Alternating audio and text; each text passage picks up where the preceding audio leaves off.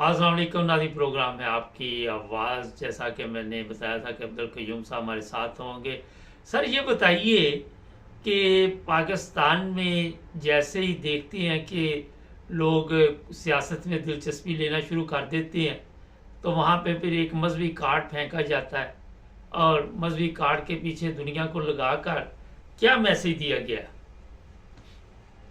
ये ये मुबारक साहब, ये हमारे मुल्क में तो बहुत अरसे से ये बीमारी चल रही है कि असल इशू को हटाने के लिए फिर मजहबी कार्ड बीच में डाला जाता है, तो लोगों की अटेंशन जो है वो दूसरी तरफ लगा दी जाती है। जबकि मजहब और सियासत आपस में दोनों एक मुख्तलिफ चीजें हैं। मजहब अपनी एक जाती चीज होती है जो इंसान की होती है, और उसमें कोई भी पाकिस्तान में मुसलमान जितने भी है कोई काफर तो है नहीं है, लेकिन इस तरह की नारे लगवा के तो फिर जो जो असल बीमारी है पाकिस्तान की, जो पाकिस्तान के अंदर बीमारी है बददियानती की, आरामखोरी की, और मुल्क के साथ दुश्मनी और लूट मार और करप्शन, ये सब उसको फिर पीछे करने की कोशिश की जाती है। और ये हर जगह पे पाकिस्तान में, अदालतों में जाए वहां पे होता है, आप देखें दफ्तरों में जाए जो बड़े बड़े अदारे उसके अंदर भी ये इस्तेमाल करते हैं। और मुल्ला जो पीछे होते हैं उनका काम तो होता कोई नहीं है, तो वो फिर इस तरह की चीजें बढ़ा चढ़ा के, और दो चार उन्होंने किराए पे लिए होते हैं बंदे जो इस तरह के बकवास करते रहते हैं। तो ये बहुत बड़ी बदबख्ती है पाकिस्तान में, दुनिया में किसी मुल्क में भी नहीं है, किसी भी मुल्क में नहीं है शायद पाकिस्तान के, मुबारक साहब। और जहां और बेशुमार बीमारियां हैं, ये भी एक बीमारी है जिसको आज तक इसका कोई इलाज नहीं कर पाया। सर ये मुख्तसर जवाब दीजिएगा, काफ़ी सवालात हैं। एक तो सवाल यही है कि इससे जो सियासी टेम्परेचर था वो कम हो गया ना, क्योंकि लोग जो हैं वो ज़हनी तौर पर दूसरी तरफ चल पड़े। दूसरा ये भी आपने एक बड़ा बताया कि पाकिस्तान में सब मुसलमान हैं, दूसरी तरफ कोई मुसलमानों वाली चीज़ नज़र नहीं आती, और हम काफ़ी खर्चा मर्चा करके तो चाहते हैं कि किसी यूरोप के मुल्क में जाकर नेशनलिटी ले लें। तो फिर तो हमें मुसलमान मुल्क में ही रहना चाहिए ना, अगर सारे मुसलमान हैं और इस्लाम के मुताबिक चल रहा पाकिस्तान। ये सही बात है मुबारक साहब, ऐसी ही है ना पाकिस्तान में। जैसे मैंने बताया कि ये कुछ मखसूस लोग हैं जो ये मजहबी उसको क्या कहते हैं कि उसके अंदर डाल के रखना, डाल के, और वो अपनी थानदारी बढ़ाना चाहते हैं, लेकिन उनके पीछे सियासतदान नहीं होते हैं। वो सियासतदान ही होते हैं जो इनको वर्गलाते हैं और इस तरह की टूल्स बना के इनको इस्तेमाल करते हैं, और फिर लोगों का ज़हन चेंज करवाते हैं। हमने बेशुमार प्रोग्रामों में बोला कि इस्लाम सिर्फ कुरान करीम है, और इस कुरान करीम को पढ़ने वाले, नमाजें पढ़ने वाले, इज्जत वाले बहुत थोड़े लोग रह गए। बाकी सब ये बिके बचाए लोग हैं जो बिक गए हैं, और उन्होंने सब कुछ अपना छोड़ दिया है, बस इस तरह के बीमारियों में उलझ गए हैं। तो ये मेरा पक्का ईमान है कि पाकिस्तान में जितने लोग हैं वो सब अल्लाह को मानने वाले हैं, कुरान पढ़ते हैं, नमाजें पढ़ते हैं, सब कुछ करते हैं, लेकिन उनमें डिफरेंशिएट कौन करवाता है? ये खास मखसूस तबका है, और उस तबके के पीछे मैं समझ सकता हूँ कि ये सियासतदान ही हो सकते हैं जो उनको पैसे दे के इस तरह की चीजें करवाते हैं ताकि असल मामले से लोगों के जाए, और फिर इस तरफ लोग चल पड़े। लेकिन जो बड़े बड़े लोग हैं, आप देखें जितने बड़े लोग हैं, पढ़े लिखे लोग हैं, वो आप कभी ऐसी बात करते नहीं देखेंगे।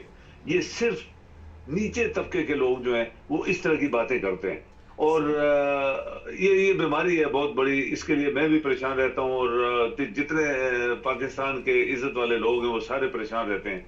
और मुसलमान मुल्कों में तो इनको कोई लिफ्ट देता नहीं है। इन मुल्लास को मुसलमान मुल्कों में जाए ना, ये लंदन में आपके देखें कितने मुल्ले सारे वहां से भाग के आ गए हैं, यहाँ बैठे हुए नारे मार रहे हैं, एसीज लगे हुए हैं, कारों में बैठे हुए हैं, और प्रोपेगेंडा करके इस्लाम की गलत प्रोपेगेशन, यानी इस्लाम जो है उसका इनको पता ही नहीं है। और उल्टे वो पीरों फकीरों और मज़ारों और इस तरह के जो कि एक काफराना चाले हैं उधर लेके लोगों को चले गए, और कुरान पढ़ने के लिए कोई नाम नहीं लेता। जो असल कुरान है वो इस्लाम है, और कुरान ही जो है उसी वही इस्लाम था। मैं बताया कि ये इस्लाम है, उसमें अल्लाह की तारीफें और अल्लाह की ताकत और कुदरत सब कुछ, पूरे अंबिया का जिक्र और सब, ये सब कुरान के अंदर है।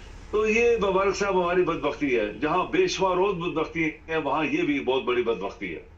सर ये बताइए कि अभी आपने कहा कि वहाँ पे लोग नमाज भी पढ़ते हैं, कुरान भी पढ़ते हैं, मगर जब इस तरह का कोई बयान भी दे दे تو ہم کنٹرول سے باہر ہو جاتے ہیں، ہم تحقیق نہیں کرتے، ہم یہ بھی پتہ نہیں کرتے کہ یہ بیان جو ہے اس کا مقصد کیا تھا، مطلب کیا تھا، کون لوگ یہ بیان دلوا رہے ہیں۔ جذبات میں آ کر ہم اپنے ملک کا نقصان شروع کر دیتے ہیں، گندی گالیاں دینی شروع کر دیتے ہیں۔ وہاں پہ ہمیں یاد ہی نہیں رہتا کہ نبی پاک صلی اللہ علیہ وسلم کی تعلیم کیا تھی، اسلام کی تعلیم کیا تھی اور قرآن کی تعلیم کیا تھی۔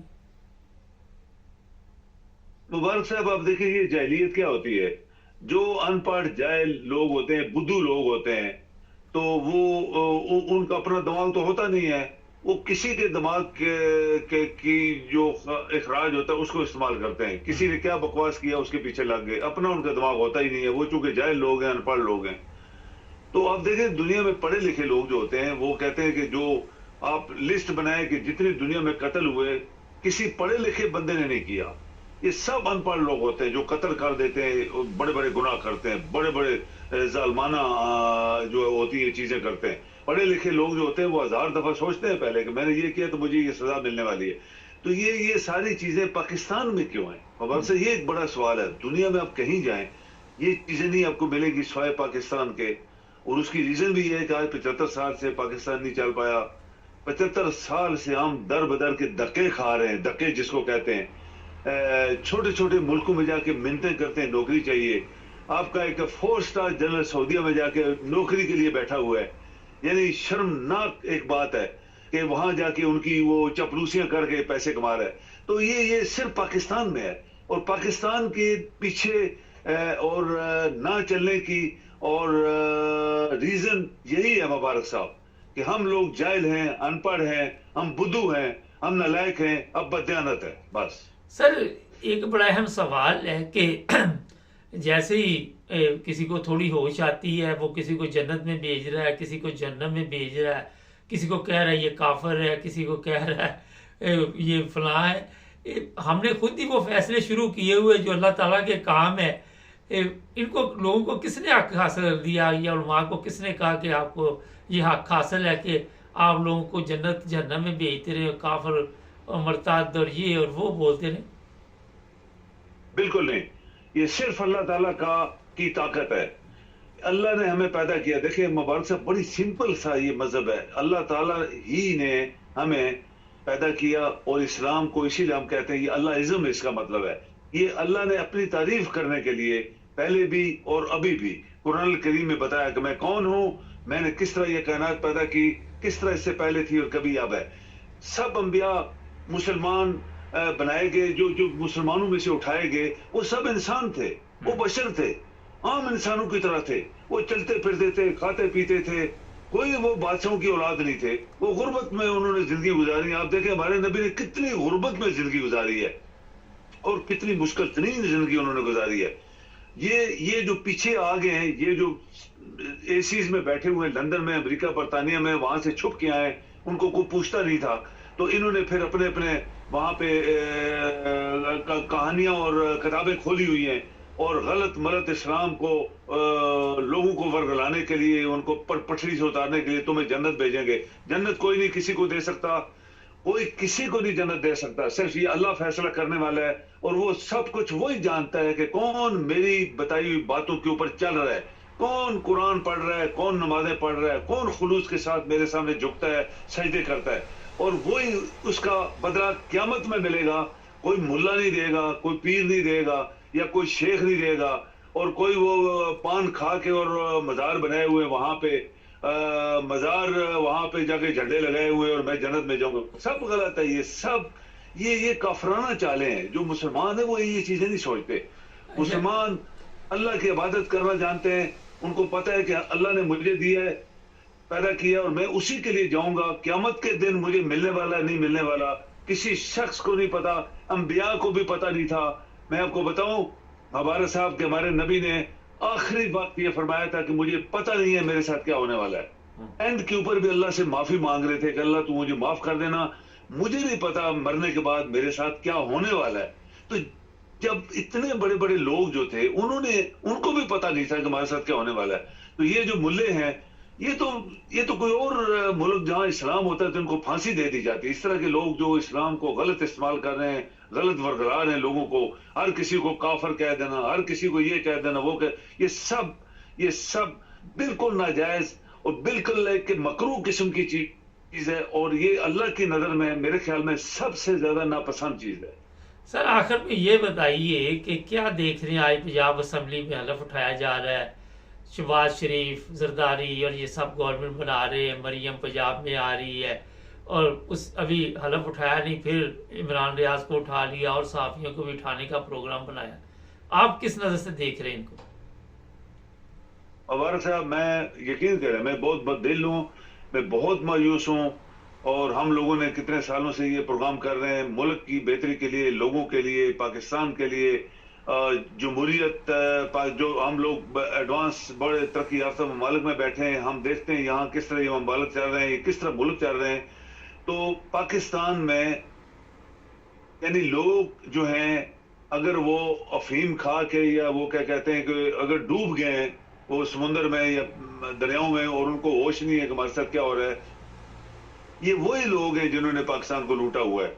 75 साल में ये बार बार 30-40 साल ये लोरियों ने और जरदारी और वो कातलों ने, जो एमक्यू वाले हैं, ये सारे लोगों ने लूटा हुआ है पाकिस्तान को। आज तीसरी दफा वही चोर डाकू, वही लुटेरे, वही बददियानत आरामखोर लोग गठे होके फिर पाकिस्तान के सर के ऊपर बैठ गए, और उन लोगों की मदद से बैठे हैं जो पाकिस्तान के दुश्मन हैं और पाकिस्तान को चलने नहीं दे रहे, पाकिस्तान के अवाम को चलने नहीं दे रहे, हमें इज्जत नहीं लेने दे रहे।